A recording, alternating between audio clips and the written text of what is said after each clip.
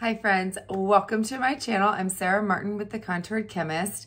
All right guys, today's video is requested and it's gonna be different because it's going to be short and sweet. I'm gonna shut my mouth because we all know I get a little chatty explaining all the things. I'm not gonna explain all the things today. I am going to just be quiet, do a voiceover, explain to you what I'm doing as I'm doing it, but I'm gonna show you a real-time application. So I would say this probably isn't your best bet if you've never applied Seint's 3D foundation before. This is if you are still needing a little bit of help as you're doing your morning routine. You know all the things to avoid and the troubleshooting tips and tricks. If you need that video, I'll link it down below. It's my detailed first application, but this is gonna be short and sweet, what I do on the daily in real time so you guys can follow along with your own makeup. If you need help with 3D foundation, just let me know. Let's see if I can zip it and just show y'all what I'm doing. If you want to check it out, please keep watching. Be sure to like and subscribe, and thanks for being here.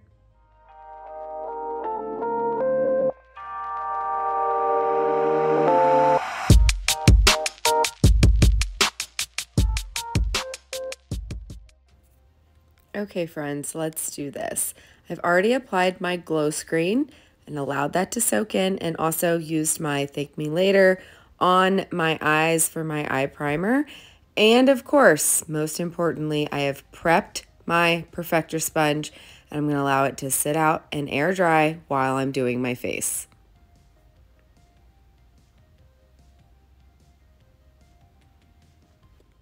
All right, here we have all of my 3D foundation shades from darkest to lightest and my blush and bronzer brush. I'm going to tap into Mango. This is my color corrector, and I'm going to lightly buff this into each area I'm either darker, needing correction, wanting more coverage on, any of the above. So small circular motions, that is the buffing motion. This is going to allow the color corrector to go on with the lightest possible hand. So I have a lot of concerns. I have hyperpigmentation on most of my face, so I am buffing it into anywhere I have darker spots to even out my skin tone. Redness, I have rosacea across the mask area of my face, so I'm hitting all of those points. I am lightly tapping in anytime I need to apply more to certain areas that I need more coverage on, like my nose, which is the darkest point of my face.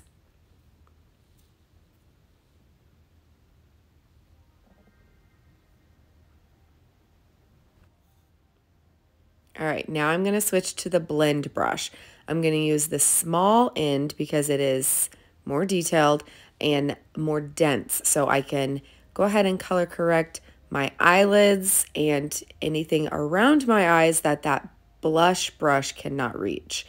So inside corners, this is going to correct any kind of blue or purple tones I have from veins showing. And then I have a lot of hyperpigmentation around my eyes that create darkness and uneven tone. So I'm going to use small circles as much as I can, even though that is thin skin. You have to be careful around this area if you have mature eyes like I do, or stipple on the product to build up coverage where you need it.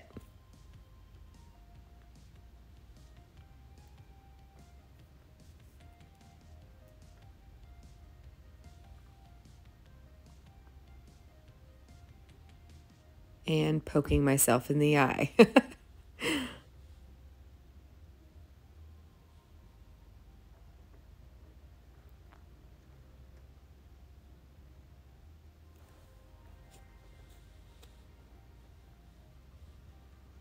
So now I'm going to go in and press on more anywhere I need more coverage. So I'd already put that thin layer of my color corrector down, but here's where I am going to look and assess my face and hit those darker points that need a little bit of extra help.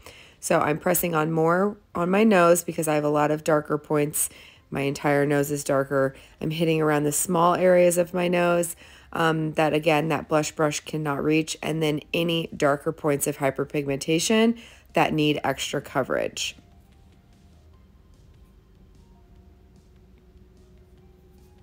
If you see any depth or redness peeking through your corrector from your thin layer, now is the time to go on and press on more where you need it in order to get all day wear. So I'm going to switch back to the blush end, and now I'm going in with my main shade, which is Sandy, and I am tapping in the same way, but now I am pressing on over that color corrector.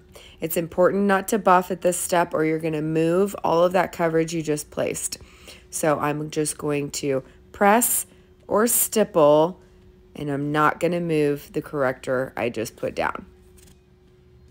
So this color will actually tone down the warmth from my color corrector, which is too dark and too warm for me, but color corrects, whereas this main shade does not, is too light and will actually break up on my skin throughout the course of the day. It's not going to give me enough coverage, but this method will.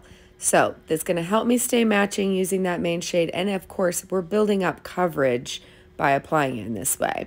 So we're going to go back to the blend brush for small areas once again, because I need to build up coverage around my eyes and those smaller areas, and again we're evening out the skin tone.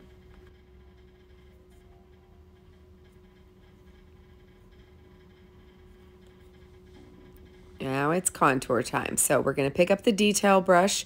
I'm using Astoria contour, and I am tapping in with pressure this time, unlike with the highlights. Since contours are drier, you got to make sure you are picking enough product on the brush. So at a 45-degree angle, that's going to get the color on half my brush, so I can strategically press along the bottom of the cheekbone and just keep pressing in order to blend the product. You can lightly flick that bottom line if you need to blend, if it's a little bit too defined for your liking, and then use your highlight brush to, of course, correct mistakes or help blend out the edges as needed. This method is going to allow you to get coverage, build up coverage actually on those contour areas, but it's not going to allow those darker points to start showing through, and you're not going to be again moving that coverage that you just placed and making your redness or your hyperpigmentation start peeking out.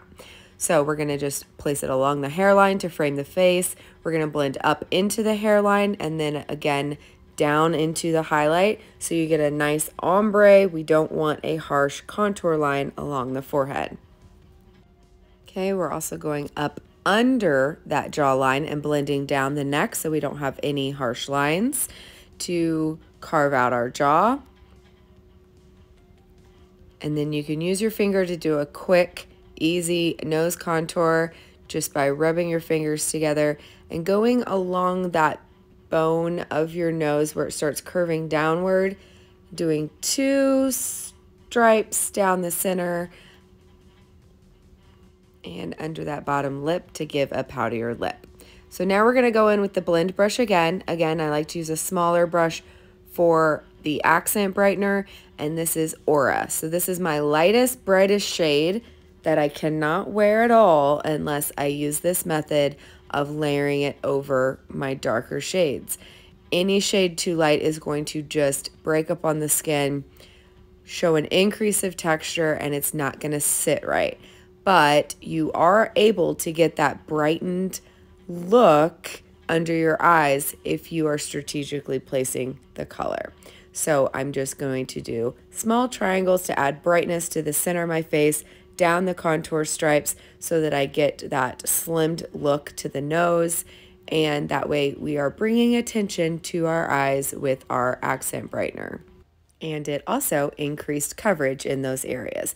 So Perfector time, I am pouncing this all over my entire face. It's going to blur any edges, help blend out, and it's the only way to remove excess product with these creams. It's going to prevent creasing, so you really want to concentrate it on any points that you are prone to creasing or you feel you've over applied the makeup. But most importantly to me, it takes away that heavy makeup look, allows it to look like skin, and gives you that beautiful glow. I actually do not recommend my application method at all if you are not going to use the Perfector. You will feel like the makeup is too heavy and you won't like it. So I'm going to make sure I don't have any creases underneath my eyes because that's my problem area. Doesn't matter how little I apply, I will always get creasing. So I'm going to make sure there's none, and then I'm going to grab that powder brush. I'm going to gently touch the vanilla dust. That way I can control exactly how much I'm applying. I'm using enough to set under the eye and anywhere I'm prone to crease or I want to take away a little bit of shine, but it's not so much powder that it's going to age me in any way. I'm going to use a little bit more as a base for eyeshadow, and I'm good to go. Now for the fun part, lip and cheek. So I'm picking up that blush end of the blush bronzer brush again, and this is one of my all-time favorite shades for fall. This is Royal, which is a glossy shade, but you can tell I just barely dipped in and it is plenty pigmented. So we are hitting just right above the contour line on the apples of the cheeks all the way up and just pressing that on. So we're not moving any coverage. We just placed, and then you can use another brush to kind of blur the edges if needed. Now I'm picking up the multitasker and I'm dipping right back into the same contour I used, and I'm going to line my lips to give them a little bit more definition and shape.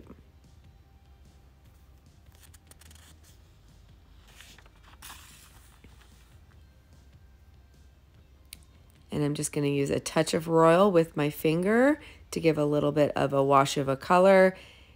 And always, cat hair. This is my life. Now I'm going to pick up that Perfector again, and I'm going to swipe in generously. It's the only cream I recommend swiping into generously. And then you can just easily press it where you want to apply for that touch of light, anywhere you want to catch the light and glow, that upper cheekbones. This is Rose Gold, my very favorite. And I'm going to do a really quick natural eye look by using my Ride or Die. This is Chai. It's about the color of my lid, but gives me a little bit of definition. And the eyeshadow brush just to do a nice simple wash all over the lid as a nice base and halo along that lower lash line for definition. And it also helps set under my eyes if you're going to be applying mascara so you don't have any transfer. And then I'm just going to brighten with my highlight number 1 shade, which is Drift, under my brows and in the inside corner.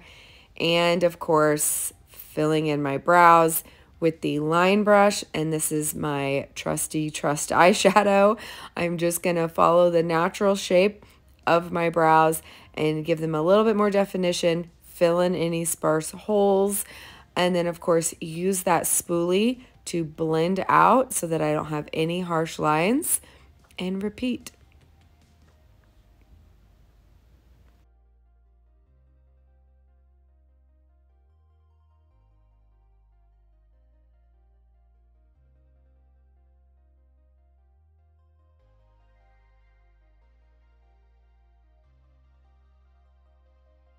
And there you go, friends. That's it. That is a simple, fast face. I hope it was helpful. For a custom color match, just open the Dropbox below the video and fill out the request link. I'd love to help you love your makeup routine. As always, thank you guys so much for being here and watching. I love you guys, and I'll see you next week.